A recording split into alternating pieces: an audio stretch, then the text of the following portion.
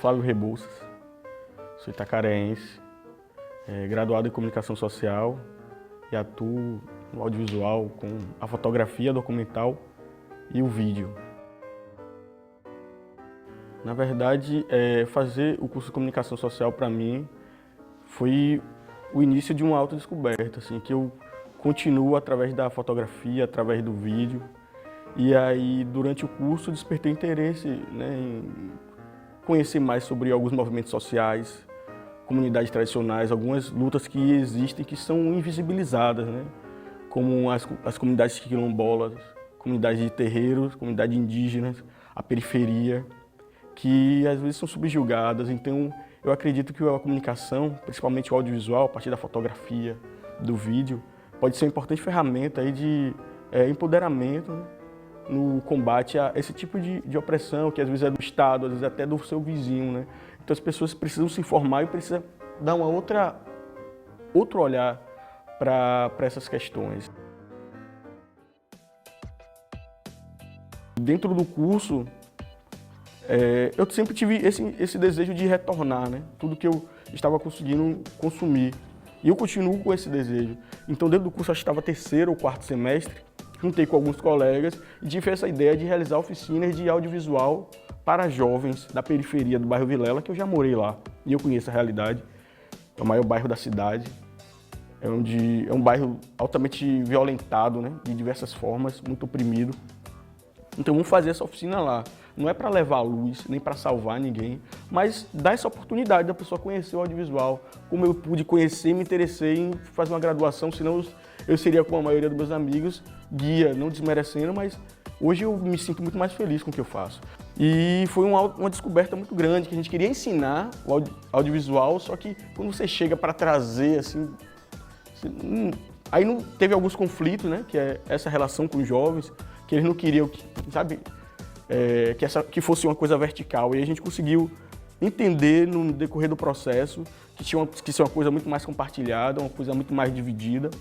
E aí a recepção foi fantástica porque jovem negro da periferia, né, trazendo uma linguagem nova, contemporânea para outros jovens, então eles se sentiram em casa. Além da oficina de realização dos vídeos, a gente também discutia questões como a própria juventude da periferia, questões de gênero, sobre a democratização da comunicação, questões que acabam sendo pertinentes ali, né, para aquela juventude, para até construir, né, desconstruir e reconstruir, refletir. Tinha um dos jovens que participou da primeira edição do projeto que tinha sido assassinado, né? Ele tomou 2 tiros na cabeça porque confundiram ele com um bandido. Só que ele não era, ele era um dos caras mais obstinados ali. Ele roteirizou e dirigiu o curta-metragem Capó e atuou também, o cara que mobilizava, que ajudou a congregar os jovens em função do Pirilampo. Ele era uma peça fundamental, ele já estava estimuladíssimo com a possibilidade da segunda edição do projeto, né? Já tinha elaborado outros roteiros e a gente se falava por telefone, se encontrava. Um mês antes de começar as oficinas, ele foi assassinado. É mais uma potência, né, da periferia, mais um jovem talentoso, vibrante, que foi exterminado. Então, essa edição do Projeto Pirilampo, a segunda, teve esse cuidado, né, essa reflexão sobre a violência. Então, vamos dar visibilidade a isso. Eles fizeram um material voltado a essa temática também. E agora você imagina, velho, a galera que às vezes nunca foi no cinema, vai no cinema para ver seu próprio filme na tela. A galera que começa a oficina não tem coragem nem de falar seu nome, assim, fica na timidez. E aí vê seu filme na tela e depois vai comentar como foi o processo. É uma transformação mesmo. E aquela plateia cheia, principalmente com estudantes de escolas particulares, né, que era a plateia daquele dia, dos dias da Mostra Pirilampo, que às vezes, para quem estuda na periferia, escola pública, né, às vezes é um pouco assustador.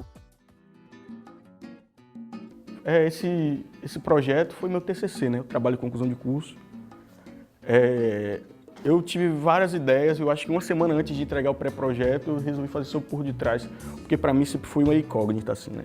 Porque eu sempre estudei tive amigos, tenho amigos, e estudei com pessoas que moravam nesse bairro, que moram nesse bairro. E esse bairro na cidade, lá em Itacaré, tinha uma aura diferente. Tinha aquela ideia de que é como se fosse um vespeiro, é todo mundo muito unido. Se mexeu com um, mexeu com todo mundo. E a galera era muito, né, nessa pegada mesmo, rústica e tal. E aí, há alguns anos, eles receberam o reconhecimento de comunidade quilombola urbana.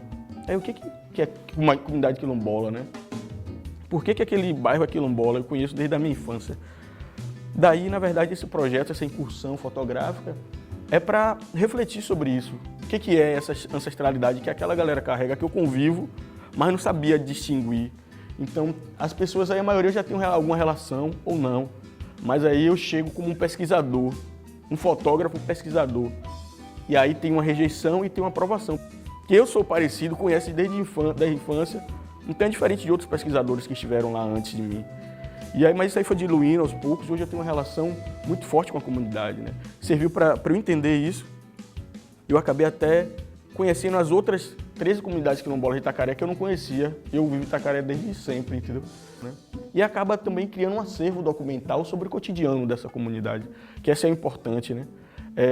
Quando você cria um ensaio fotográfico, uma exposição com um determinado tema, as pessoas que vão lá, elas vão refletir sobre aquele tema. É a condicionante ali daquele ambiente. Você tem as imagens, as pessoas estão vendo, então automaticamente está ali, está lá o tempo todo a comunidade. Mas quando você vê as imagens, você sabe que tem esse recorte, você vai refletir sobre isso. E é importante porque está no nosso cotidiano, né? Faz parte da história, nossa história, que foi muito pouco documentada. Então agora que a gente tem condições de poder, né, preservar essa memória atual, e é um bairro que ainda tem muitas características, se você prestar atenção nas imagens, assim, eles estão realizando ações que há 100 anos atrás estariam fazendo do mesmo jeito. Você vê um ambiente, um cenário diferente, mas é o cotidiano, são coisas, e isso aí é a identidade, isso aí é a ancestralidade presente, não precisa estar paramentado, né, aquela coisa, né, mas e sim conviver, isso aí, ó. A rua, a porta da rua, lá é como uma extensão da casa de todos, é um ambiente comum. Isso é típico de comunidade. As pessoas ficam o tempo todo comendo na porta da rua, se reunindo com os amigos. E isso aí é uma coisa típica de uma comunidade. Então esse ensaio me ajudou a entender isso. Por que ali era aquele vespeiro que todo mundo se unia quando era preciso, né? Era uma forma de defesa e manutenção da história do lugar, principalmente com a escravidão, né? E a resistência. Essa é a resistência para sobreviver, né? Então essa é a postura deles também. É uma coisa comum ali, como o bairro por detrás é uma rua, as crianças de todas as casas, na verdade, têm algum grau de parentesco, né, de alguma forma. Então elas estão sempre juntas. Então se tá aqui ou a 50 metros adiante, sempre tem alguém cuidando ou algum parente, porque é um ambiente familiar ali na rua. Então eles ficam bem livres andando. Então ali na rua você vê sempre criança. E criança sempre me estimulou muito, assim, né? Eu sempre observei muito criança e nas minhas imagens eu sempre faço imagens de criança. E aí, essa ideia da educação, porque minha mãe é educadora, então sempre, aí vem pirilampo, né? Sempre pensei nessa formação, nessa oportunidade que eu tive de fazer uma oficina, de repente as pessoas experimentarem, saberem o que é, né?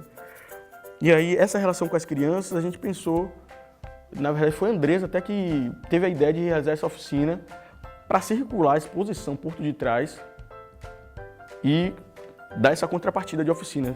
E aí a gente foi discutindo e encontrou que o público-alvo principal da gente que eram as crianças. Então, na verdade, o projeto se transformou. Virou uma exposição chamada Curiá, que é um recorte de crianças, de comunidades negras, de terreiro, de periferias, que eu tenho na minha história, na fotografia, que foi para essas comunidades quilombolas. E lá eu ministrava oficinas para as crianças, de fotografia, e à noite de exibição de filme. Então eram 3 em 1. Oficina de manhã, a exposição no dia a dia da comunidade, espalhada na fachada das casas, nos ambientes assim. E à noite a mostra de filmes. E aí você mexe com o cotidiano da comunidade de alguma forma e dá privilegia também, porque cinema, né, ao ar livre, ali na comunidade, né, a pessoa que não tem muito espaço para o lazer é muito reduzido. Então, essa relação com as crianças e tratando uma fotografia de uma maneira mais lúdica, não com a necessidade de dominar o aparato técnico, mas se expressar como um lápis e um papel, né? fruir a imaginação, foi uma experiência fantástica, eu aprendi muito. E veio do projeto Porto de Trás, veio do projeto Pirilampo, e aí conseguimos realizar o Lampejo, que tem sido assim, um fôlego a mais assim, na minha carreira, na minha história. Há alguns anos eu vinha planejando fazer essa seleção da Escola Internacional de Cinema de Cuba, que eu tenho muita afinidade com o perfil de cinema que é trabalhado ali, né? Voltado para a América Latina. Então, eu fiz a seleção, foram mais de 500 jovens cineastas do Brasil inteiro fazendo a seleção e foram 8 aprovados, né? Eu estive entre esses 8, o único aprovado para a direção de fotografia, que é a minha especialidade. Então, e só eu, mais uma pessoa do Nordeste, que é a Everlane, né? Ela foi aprovada para documentário. Só nós dois, né, representando nossa região. E nós criamos a campanha Travessia Cine Cuba, para mobilizar a coletividade a colaborar com a proposta da gente. E a gente conseguir realizar esse sonho e vencer aí essa jornada, né? E daí a proposta é uma vaquinha virtual, principalmente, né?